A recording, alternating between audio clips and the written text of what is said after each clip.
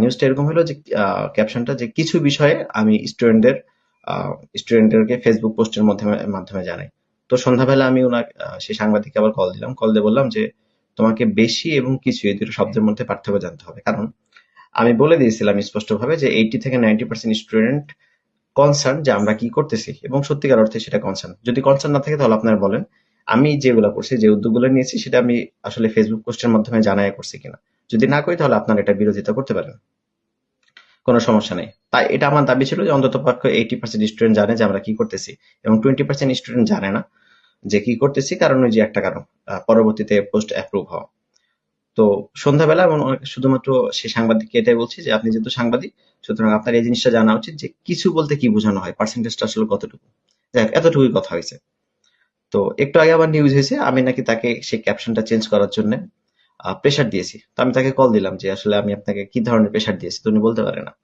হয়তোবা যেহেতু সাংবাদিক তার মানে সবকিছু কল রেকর্ড করে রাখে। আমি ওনাকে বলছি যে আপনি তাহলে একটা কাজ করেন, আপনার সাথে যে কথাবার্তাগুলো হয়েছে, যে কি ধরনের আপনাকে ফোর্স করছি, এগুলো আপনি পাবলিক করেন, তাহলে সবচেয়ে ভালো হয়।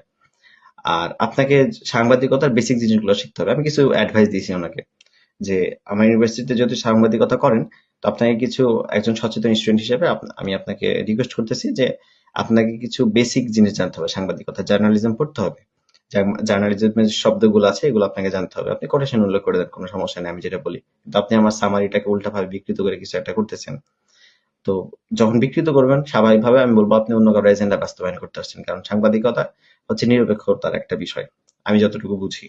তো আপনি আমার কথাটাকে যখন বিকৃত করে অন্য কোথাও উপস্থাপন করবেন, তো আমি স্বাভাবিকভাবে ধরে নিব আপনি কারো একটা এজেন্ডা বাস্তবায়ন করছেন। এবং আমি ওনাকে ওপেন চ্যালেঞ্জ করছি যে আমি যে আপনাকে বিকৃত করছি, আমি যে হচ্ছে আপনাকে প্রেশারাইজড করছি বা কোনো রকম বল প্রয়োগ করছি ইয়া করার জন্য, আপনি এটা অ্যাকসেপ্ট করে নেন আমার চ্যালেঞ্জটা, যে আম, আমি এটা করছি। যদি আপনি অ্যাকসেপ্ট করেন তাহলে আপনি এটা পাবলিক করে দেন, আমাদের যে কল রেকর্ড বা যে কথোপকথনগুলো হয়েছে।